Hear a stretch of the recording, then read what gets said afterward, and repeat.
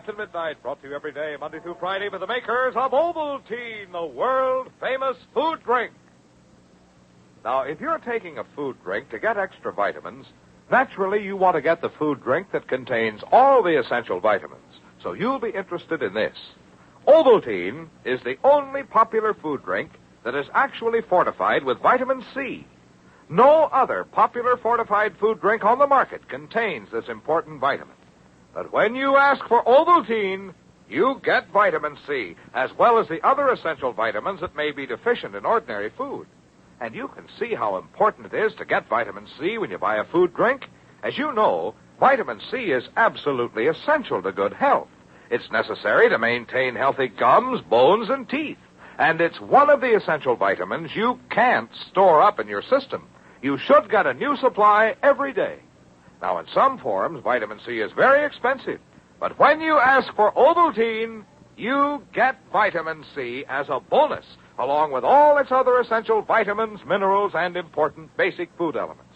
In fact, if you're a normal person, 2 glasses of Ovaltine daily in normal meals give you plenty of vitamin C, as well as enough of every other essential vitamin for buoyant health and keen vitality. So if you're taking a food drink to get your extra vitamins, why not change to Ovaltine? You get vitamin C as a bonus. It's one of the many extra benefits you get when you drink Ovaltine. So be sure to get a jar of Ovaltine today. And now, we begin a new and action-packed adventure, The Map of Mystery. Though Captain Midnight has been given up for lost, his 3 chief agents, Chuck Ramsey and Joyce Ryan and Ichabod Mudd, now co-commanders of the secret squadron, are carrying on the battle against Ivan Shark and his race of slaves. The battle which will determine the fate of America. Arriving by plane in Uberaba, Brazil, they went straight to the chief of police and obtained the map describing the location of the Valley of the Lost People. Meanwhile, however, Shark himself had landed at the ranch outside of town. And having learned from Pedro da Silva that the map was in the hands of the secret squadron agents, he brutally killed the Brazilian and then devised a diabolical scheme for regaining possession of it. Now, in the living room of the hacienda, the international criminal has been describing to his daughter Fury the trap by which he hopes to capture his enemies. Listen as Fury inquires anxiously. But, Father, are you quite sure that the secret squadron agents never met this man, Da Silva? Quite, my dear. If they had, then of course my little stratagem would fail. Everything depends on their believing that our Lieutenant Gomez is actually Da Silva. You've sent Gomez into the city to find them, then? Yes. Doubtless he has already arrived by now. But what was he to tell them? Why, he was merely to introduce himself to them as Senor Pedro da Silva, the man on whose estate one of our jet-propelled planes fell. The man who had the presumption to steal the map of the valley and turn it over to the police. And the man who lies dead out there in the courtyard now. Precisely. Though, of course, the secret squadron agents have no way of knowing that. They will welcome Gomez with open arms. Then they will meet the same fate that their leader met. And before this day is over, I promise you. You mean, Father, that Gomez will lure them out here? Exactly. But they'll be eager to leave for the valley, Father, now that they know where it is. What pretext can he possibly use to delay them? An infallible pretext, my dear. He will tell them that Ivan Shark is here. What? You... Yes. Or I should say, the body of the late Ivan Shark. Oh, so that's it. He'll say that you were in the plane that crashed. At least that he believes I was. He can't be sure. So the secret squadron agents had better come out and identify me. Well, they won't be disappointed, Father. They'll find you here all right. Yes, but not exactly dead, my dear. In fact, very much alive. Alive and ready for them, eh? And at the moment, it seems very much as if Ivan Shark's confidence is justified, as if his plans are destined to succeed. For as we know, the arch-criminal's henchman Gomez has already found the secret squadron agents in their hotel room in Uberaba, and without an instant's hesitation, they have accepted him as their friend and ally, Senor Pedro da Silva.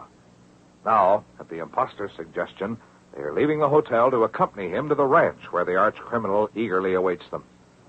As they enter the automatic elevator to descend to the lobby, Chuck exclaims apprehensively, Luke, I'd be a lot happier if I weren't carrying these papers around with me. You mean the maps, Chuck? Yeah, I stuck them in my pocket when Senor De Silva here knocked on the door, and I've still got them. Oh, that ain't too good, Chuck. They're too valuable to be toting around. But I would not worry if I were you, Senor Ramsey. Surely they will be safe at my ranch. I don't know. Maybe I ought to stick them in the hotel safe. No, Senor. That would be a mistake. Why would it be? Well, you see, that would mean you would have to come all the way back here to the city after you leave my ranch. Well, we're going to have to do that anyway, ain't we? We got to get our plane. See, but there is a shortcut from the ranch to the airfield. It will save you much time if you do not have to return to the hotel. Oh. Well, if that's the case, I guess I'll take the maps along. Yeah, or maybe you better, Chuck. Because whether it's Shark's body or not, we're going to want to move fast as soon as we've identified it. Good. I am so glad you have decided to bring the maps along. I think it will be best that way. Best for everyone. A half hour later, they are speeding along the open highway when Icky, sitting in the front seat next to Shark's lieutenant, remarks thoughtfully, You know, it'd be a funny thing if this guy out at your ranch does turn out to be Shark. In what way funny, Senor Mott? Well, I'm thinking of Captain Midnight. It's only a couple of days now since... you know. Since he has died, eh? Yeah, that's what I mean. I still can't get used to saying it somehow. And it is a strange coincidence that Shark should die so soon afterward. Is that your idea? Yeah, that's it. I've been thinking the same thing, Icky. Gosh, each one trying to get the other for years and years, and then both of them dead within a few hours. But we don't know that Shark's dead, Chuck. This may not be he at all. I think I can almost promise you will see Ivan Shark at my ranch, Senorita. You're pretty sure it's him then, huh, De Silva? Si, Senor Mud. I am almost entirely sure. You will not be disappointed. Jeepers, if it is, what do we do then? Do we go back to Washington? Or do we head for the homeland of the lost people? I think that'll be up to Major Steele, Joyce. We'll report to him by radio and let him decide, huh? Yeah, you're right, Icky, but I bet I know what his decision will be. He'll say, head on down to the Antarctic and see what's cooking. Hey, how come you're slowing down, Senor? We have almost reached our destination. The hacienda lies just beyond the next curve in the road. Yeah? Then we must be on your estate already, huh? Yes, si, Senor Mud. We've passed the property line some time back. Hey, that's funny. What do you mean, Senor? Well, what are them guys doing up there in the middle of the road? What? I figured that they must be one of the county road gangs or something, but they wouldn't be patching a private drive. But you see, Senor, they are my own servants. I have given them orders only this morning that I want this repairing done. Well, gosh, are they deaf or what? They're not even starting to move out of the way. Perhaps I'd better sound my horn. Hey, hold on a minute. Stop the car, pal. Oh, what is the matter, Senor? That's a screwy way to honk on a horn. Yeah, I heard it too, Icky. 1 and 2 and 1. Gee, me, the signal of Ivan Shark's organization. But surely you do not think... Never mind Senor, what we think. Stop the car, I tell you. Do what he says, De Silva. I've got a gun against your back. Very well, Senor. Now climb out. Quick, pal. I will be happy to climb out, but it will do you no good.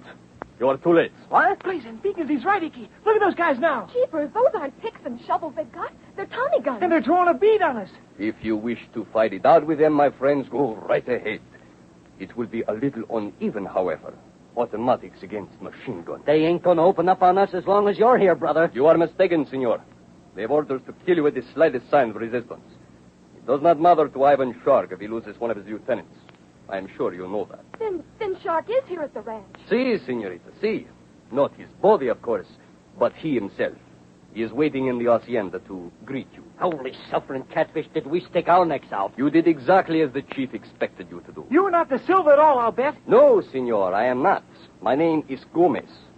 I was assigned to lead you here, and I have fulfilled my assignment. The rest is up to you, my friends. Either you will go peacefully into the hacienda, or my comrades out there will carry you in after the bullets have ended your lives. Now, which will it be? You have your choice. But, of course, the secret squadron agents have no choice. Looking through the windshield of the car, they can see the barrels of 7 machine guns forming a semicircle across the road ahead. Knowing that it would mean certain death to resist at this moment, that it would only guarantee Ivan Shark's ultimate victory, they open the car doors and slowly, reluctantly climb up. Even as their feet touch the ground, their every sense is alert for some opportunity to escape. And in the minds of each of them is the same thought, the thought which Chuck murmurs in Joyce's ear as they marched toward the hacienda, their hands above their heads, the Tommy guns pressing against their backs. We got to think of Captain Midnight, Joyce. We've got to figure out what he'd do. He'd get out of a jam like this, and so will we. We'll never avenge his death if we don't. So keep your eyes open. So it is that a few moments later, a door swings open, and Chuck and Joyce and Nicky, still covered by the guns, enter the living room of the ranch house to be greeted by the snarling, mocking laughter of their archenemy, Ivan Shark. Look at them, Fury. The arrogant fools who thought they could outwit me without the help of their late leader. Did you seriously believe that you were equal to the task of conquering Ivan Shark? Did you? Yes, we did, and what's more, we still think so, Shark.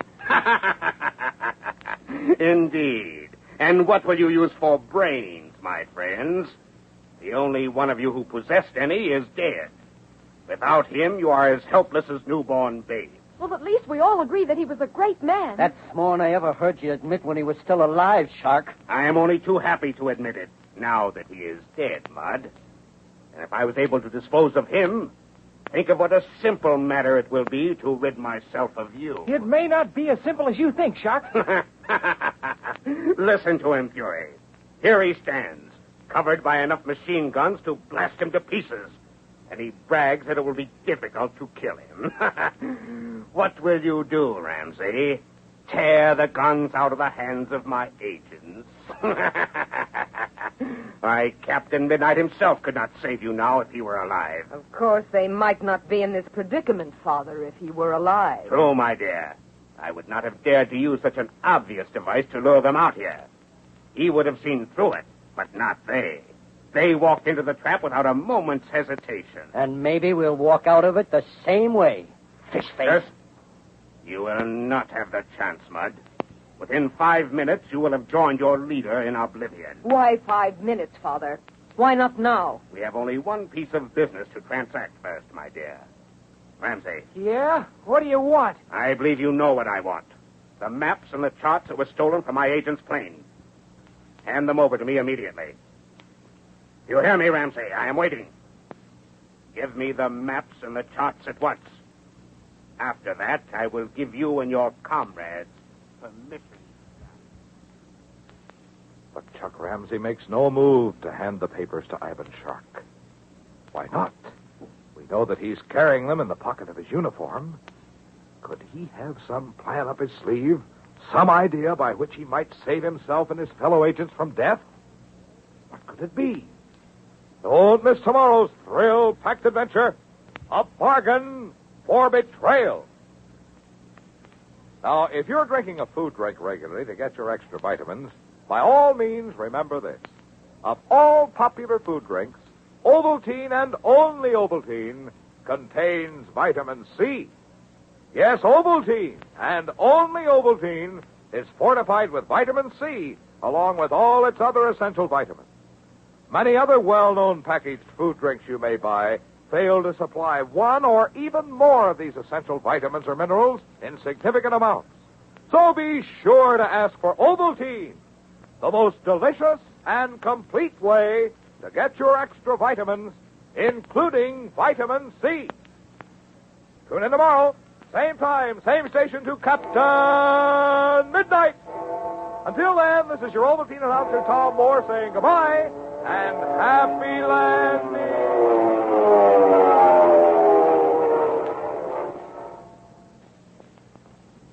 Captain Midnight reached you by electrical transcription and came to you from Chicago. This is the Mutual Broadcasting System.